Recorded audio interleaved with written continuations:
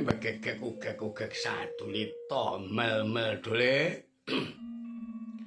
Nala gareng Petruk Bagong. Kadingaren. Bengi iki awan iki isu iki.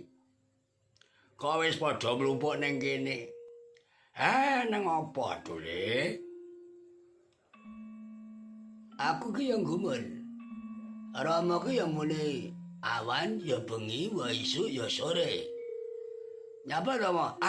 Soale sing delok awake dhewe iki ya awan, ya isu, ya bengi, ya sore. Oh iya, Deng. Ya aku lali apa? Awake dhewe iki lek siaran. Ayo. Oke, piye kabare Bagong? Kabare alhamdulillah waras. Wiris lan wareg. Waras wareg lan wilujeng. Ayo. Keluargamu lah ya, keluarga sing panggah guyub rukun lho Bagong. Iya, Mak. Aku panggah guyub rukun. Rukun karo anak, bojo, tangga teparo. Wes, pokoke panggah mening lho, Mak. Iya. Gareng lak ya ngono. Lah aku ki panggah mening, Mak. Wis to. Piye-piye? Weh, aku panggah mening. Sing penting panggah wir-wir. Iya, Dule. Iki kanca-kanca bolo-bolo wis padha mlumpuk. Iki Petruk kok urung teko nyandi. Mang pamitan aku mau golek jamu mau. Golek jamu apa? Aku ya ora ngerti jamune Petruk ki apa, aku isih ora ngerti. Sing penting iki wong pamitan aku engko tekoku gare Gong. Aku cek golek jamu. Yo sehat ken sehat awake. Ken sehat samu barange. Iya. Aku wis dingi kok jamu mo. Jamumu apa to, Gong? Lah jamuku ki jelas. Jamu jati kendi mo. Wah. Kuwi jamu apa dhewe? Jamu ki maksudnya jagalah mulutmu dari perkataan-perkataan yang tidak baik, dari perkataan-perkataan yang tidak menyenangkan. Wah. Kaya mangkon iya lho, Pak. Lah aku ki lek ngomong sak omong ya kudu tak hati-hati. Iya. Jamu, jagalah mulutmu. Jati kuwi maksudnya jagalah hatimu. Aku selalu menjaga hati. Tidak pernah menyakiti orang. Ora tau nglarani wong. Dilarani bolak-balik. Ya terus piye, Dole? Jamu jati kendi. Lah kendi kuwi apa? Kendi kuwi kendi kuwi aku selalu ken. Iken apa kuwi? Lah pokoke ken. Kenapa?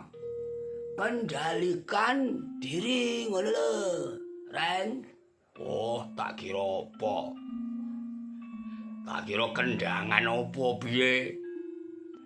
Ora, harus mengendalikan diri aku terus pokoknya yang namanya diriku tak kendalikan. Maksudnya dikendalikan ki piye? Maksudnya dikendalikan ki umpamane nek perkara ngene-ngene ora kesusu lesu, ora kesusu aku ki mengambil kesimpulan tak teliti-teliti dhisik ngono lho, Ma. Wah, iya ya. Awakmu saiki kok pinter. Lah aku sak wae. Lebune YouTube malah pinter, Ma. Kok kemlinti men. Iya. Dole apa, Ma? Iki wis wayahe. Wayahe apa? Ya wayahe awake dhewe. Gawe konten ngene iki. Konten ya mau konten ya. Kene iki umpama jika wong liya umpamane di copyright umpamane jika wong liya ora apa-apa. Ora masalah kono-kono. Megur pemula ngene iki wis kono-kono wis to. Gawe-gaenen. Ya, gawe-gawe mana mah. Ya. Donga dinonga tole saling mendoakan. Sesama manusia. Maksudnya umpama konten awake dhewe umpamane ditolong wong. Terus piye kontribusine? Wes kono-kono ngiras pantes. Aku ki ngamal. Wah ya ora dadi soal ya mau ora dadi soal tole. Ya. Reng, kowe arep crita apa, Reng? Aku ora crita. Sopo ya ngomong nih politik aku ki ya wis enek sing gawe konten politik. Ngomong nih panganan ya nyatane aku ki manganku ki bendina ya mek ngono-ngono kuwi. Mangane sing apik ki anu lho, Reng. Apa, Gong? Sing apik ki mangan ki anu sedina ping 3. Aja mek mangan sedina ping pisan. Ora nyore. Was, aku wis panggah ping 3, Gong. Iya. Senajan to kuwi mek diwul, paribasane aku iki ning omah ki ora tau keluwen. Ngono ya. Iya. Isuk ngono kae aku wis sarapan sego pecel. Sarapan sego pecel. Iya, enak lagune lho kuwi anu, Reng. Lagune piye to, Le? Lagune ki iso-iso sarapan sego pecel. Awan-awan nyanding bojo tombo kesel. Terus ngene. Awan-awan nyanding bojo ada tombo kesel. Ya ora melu aku aja mangkel. Serbakel ya. Ya wis. Suwi lagu lama. Iya lagu lama. Nolo Gareng karo Bagong. Iya, Mbak. Iki mang critane lak ya ngene to, Le. Critane piye, Mbak? Isu-isu aku mang golek manuk. Golek manuk? Iya. Manuk apa, Mbak? Sak temune manuk. Aku ki seneng aku asline manuk kutut. Oh, manuk kutut. Iya. Piye? Ampre manuk kutut kuwi dari kecil sampai dewasa kuwi iso cumbu. Lah kuwi ana tutoriale lho mau ning YouTube ana tutoriale. Tenan apa piye? Iya tenan. Mangkane aku isuk mangki golek susu manuk. Sak manuke lek kena ora mek guru susuhe.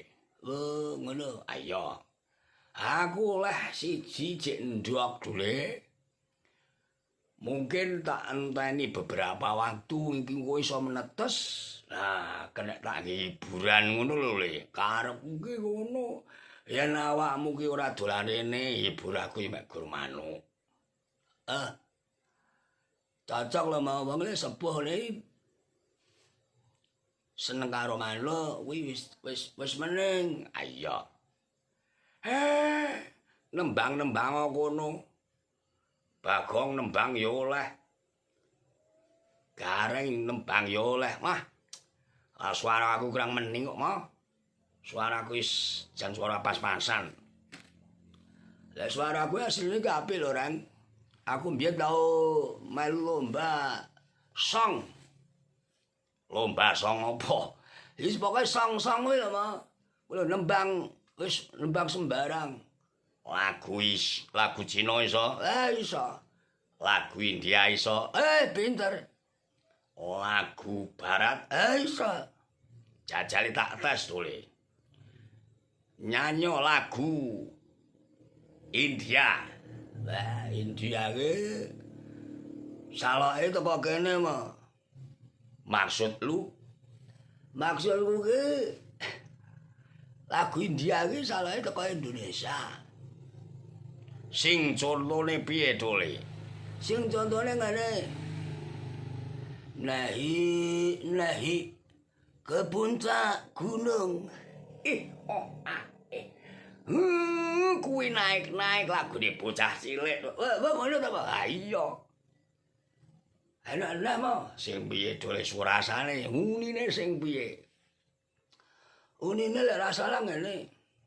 Tun China jai jatun jai ti. Kuwi ngono lagune kus-kus. So India piye to? Ya karepku ki anu lho. Ngene iki karepku ki yo apa ki istilahe ki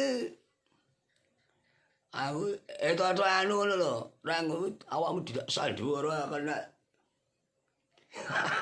Iya yo ngerti paham aku. Jajal lagu Cina iso ora kowe lagu Cina. Lagu Cina ayo. Lagu Cina iki ting ting fo aku iso. Wah. Sing piye kuwi lagune? Wong ce hang sing se wo hang su se po tung po hang sung se wo ai ne. Wah. Segala pengawuran iki. Ngonten ngawur. Ayo ora apa-apa sing penting iki iso awake dhewe iki nggih konten dhewe ngono. Ayo. Padi gareng ora wis ngene iki ketibane ora nek kontene. Lah iya. Ngene dole. Iki kan ya wayange awake dhewe iki wayangane mangsi ngene iki. Ya wong jenenge usaha. Ya usaha. Ayo. Omong dhewe sawuri dhewe. Lah jenenge dalang ya ngene iki lho, Mak.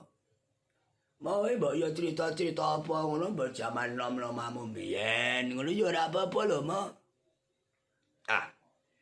Aku tak cerita jaman aku dolan ning Malaysia dole. Tau ning luar negeri lho, Mak. Iya. Tau ning luar negeri aku ki, tau omong ngono. Piye ceritane piye, Mak? Cerita, Mak. Ceritane ngene dulu. Jaman aku ning Malaysia.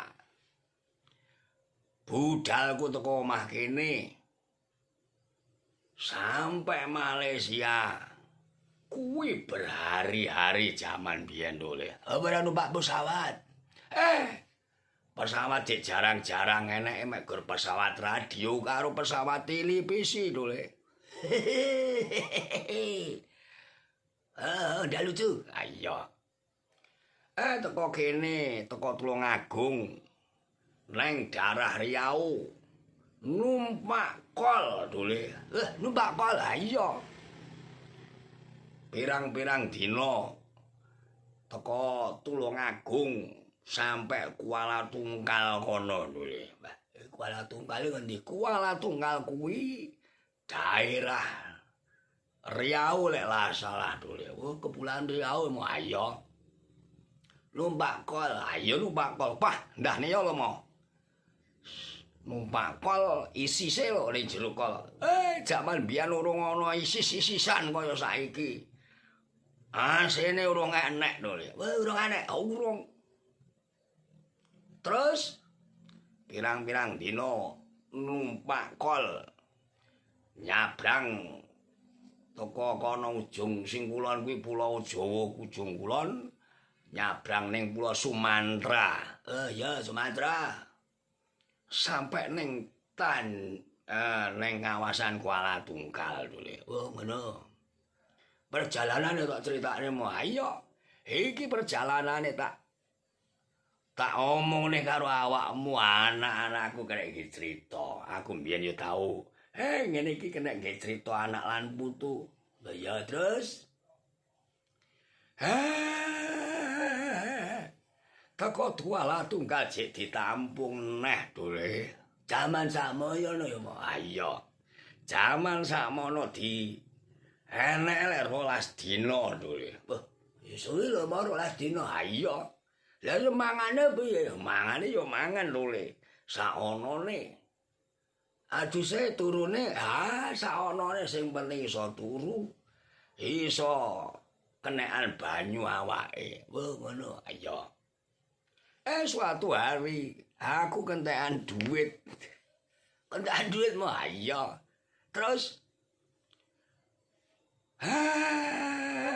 wong jeneng wong ning paran kentekan duit. Aku ki ya bingung. Sing tak jaluki sapa arep kerja ki kerja apa ora oleh kerja ning penampungan lho Le.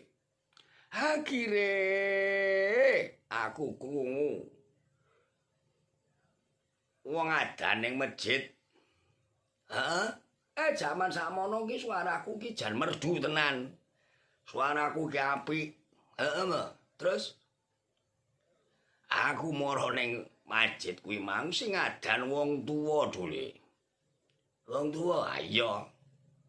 Terus aku ngomong, "Apa saya boleh adzan?" Terus aku diolehi karo abahe kuwi sing ning masjid Kuala Tunggal kuwi dole. Suaraku apik. Ha nuwun sewu. Ya suaraku pancen top jaman sakmono. Melengking-melengking ngono ya iya. Aku beberapa hari dipercaya ning kono, ning tempat pangibadah kono kuwi mau. Diomongi lek pengen turu ya turu kene, lek pengen adus ya adus ning kene. Mengko dikirim panganan. Weh, lha penak nomo, lha ya kuwi. Akhirnya aku beberapa hari ning kono turu ning kono ning masjid kono ning papan ibadah ning srambine dole. Iso kenek nyambung urip. Wah. Gratisan mesti kuwi. Lah piye ning negarane wong ki ora ana sanak kadang tulah-tulah sapa sing arep mbantu wis aku ngono ya ngono dole. Aku ngerti mergane sing adan tuwek emang suarane kaya wong tuwek. Aku mesakne dole. Wah ngono ya. Akhirnya piye mo? Akhirnya beberapa hari kemudian aku berangkat neng Tanjung Pinang dole. Tanjung Pinang ya. Terus teko Tanjung Pinang, teko Tanjung Pinang neng kono beberapa hari. Sawetara sedina sewengi ning Tanjung Pinang. Dari kok Kuala Tunggal ke Tanjung Pinang numpak apa mo? Numpak perahu sayur dule. Perahu sayur iki maksudnya piye? Perahu nggih ngangkut sayur kuwi lho. Ngono. Praune alon-alon mergone mesine sing siji iki rusak. Karek mek gur siji munyer dadi malih alon-alon. Biasane 2 jam teko. Aku pirang-pirangane jam kampul ning tengahe segara to. Kaya ngono ku ya mau iya. Berjuang apa bahaya berjuang arep ning Malaysia jaman biyen aku ki tau aku cerita tenanan iki. Iya mau cerita tenanan. Mari ngono neng kuwi mangendi ning ning Tanjung Pinang ayo ning Tanjung Pinang aku enek sedina sewengi mari ngono budal ning Malaysia karo sapa ya karo kancaku aku kan dijak kancaku dole ning Malaysia iki dijak kancaku kawusanane nalikane ning gerbang wis penake gerbang ngene mo. Iya, terus kancaku kuwi ora oleh mlebu nang Malaysia sing tak eloni kuwi. Jal piye? Perasaanmu dole umpama sing tak eloni kuwi ora oleh mlebu ning negarane wong liya. Ditolak balik. Terus sing iso mlebu mek gor aku. Mergo awakmu bagus ora, ndak ngerti apa permasalahane. Akhirnya aku ki melu sing ngantarke aku. Terus ditampung ning daerah Tangkar Kerbau. Ngono ya, ayo wis pokoke kuwi keling aku. Terus mari nang kono pirang-pirangane dina, terus akhire diterning kene kakangane kancaku sing ngejak aku ning Malaysia, aku masih ketendang mulih. Terus aku ning kono beberapa hari. Beberapa hari ning daerah Batu Cape tulisannya. Batu Kip, ayo ning Batu Kip tulis. Beberapa hari ning ngono terus aku nulis layang ning kene kakang aku. Sing jenenge wis tak rahasiane jenenge. Mari ngono kakang aku mara. Yo melu aku wae. Melu aku kerja ning Kuala Lumpur. Terus kok terus.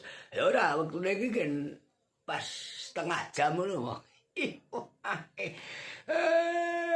Ngomong setengah jam ya anggitmu ya suwi to le. Lah iya. Gareng kan meneng ae mo. Ayo gareng. Nyapa to aku iki kok kon meneng ae. Awakmu meneng ae. Mengko lek awakmu melu ngomong, dalange kesel. Wah, apa cikur? Aku terus dijak kakang aku. Kakang aku tak takoni kerja apa, Kang? Sing penting kowe melu aku dhisik masalah penggawean mengko digoleki bareng-bareng. Ngono ya. Ayo. Ya dilalah dule.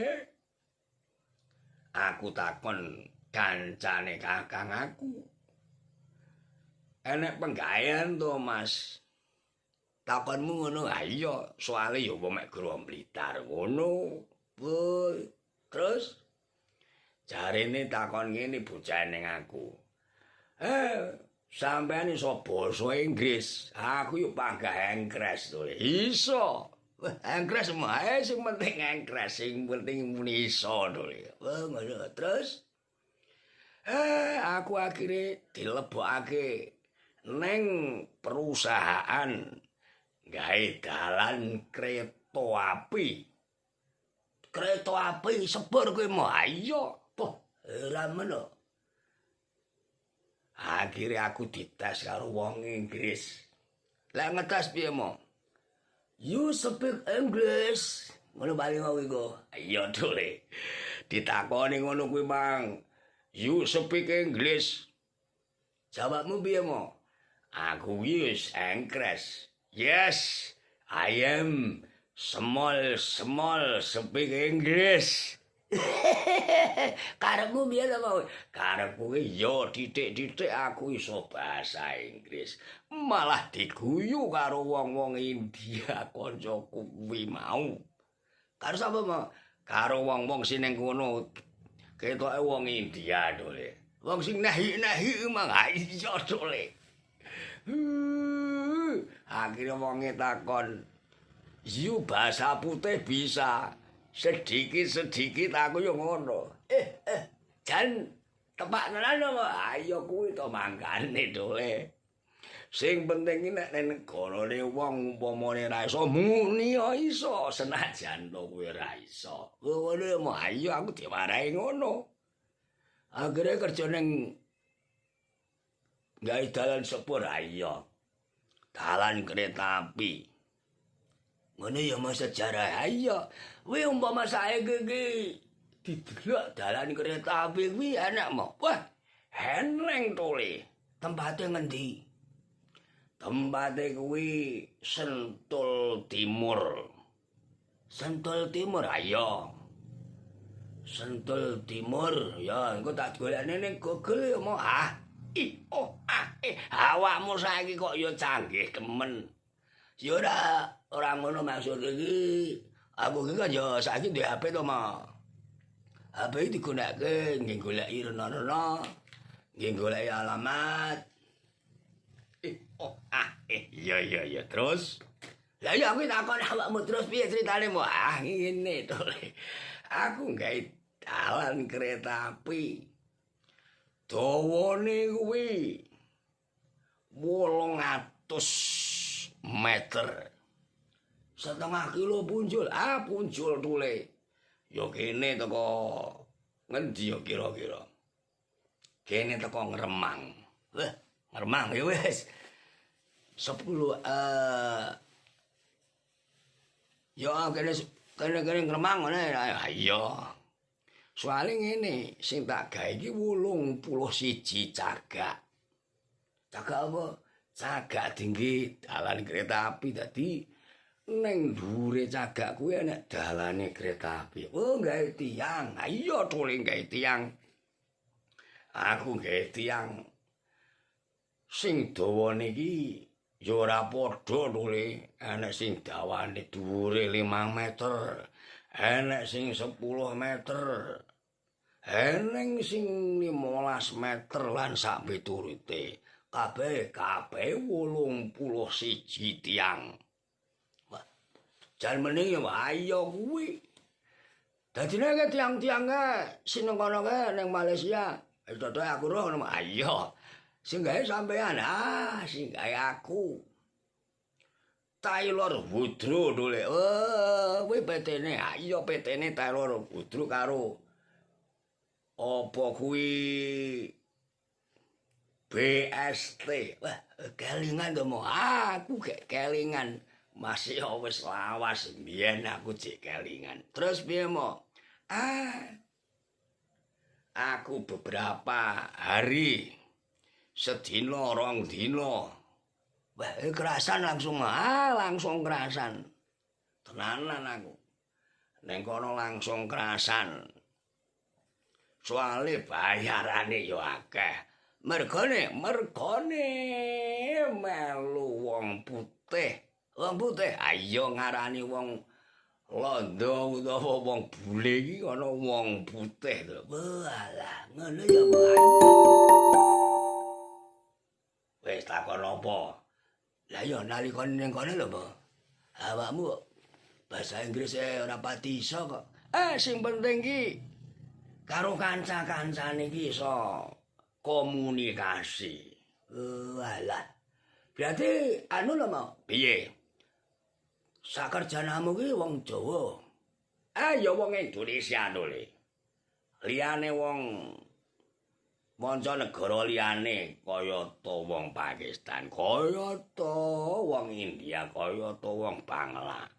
Bangla yo Bangladesh. Oh ngono. Ya. Zaman sakmono to. Lah iya.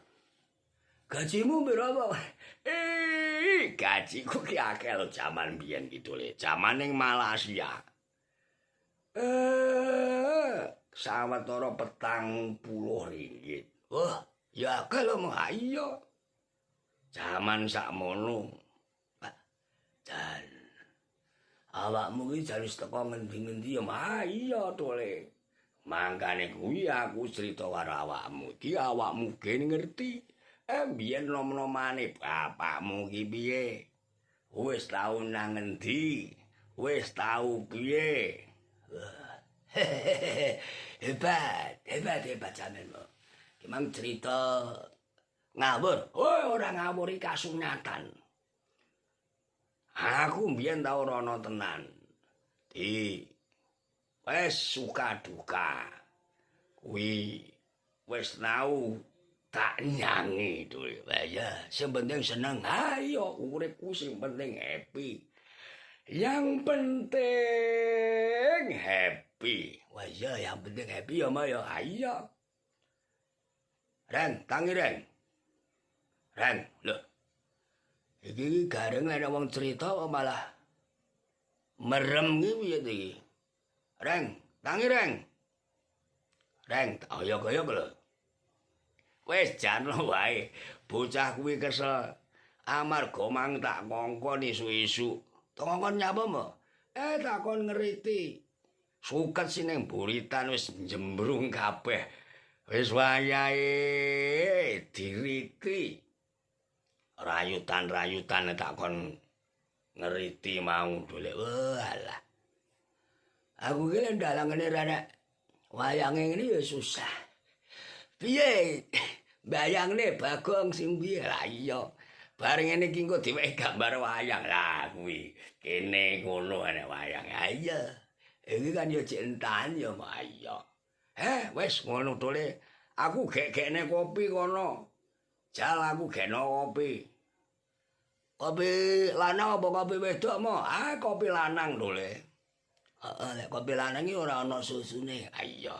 Wis ndang gekne kopi aku tak laye-laye karo udut iki to. Oke, yang penting happy mo. Iya, yang penting happy.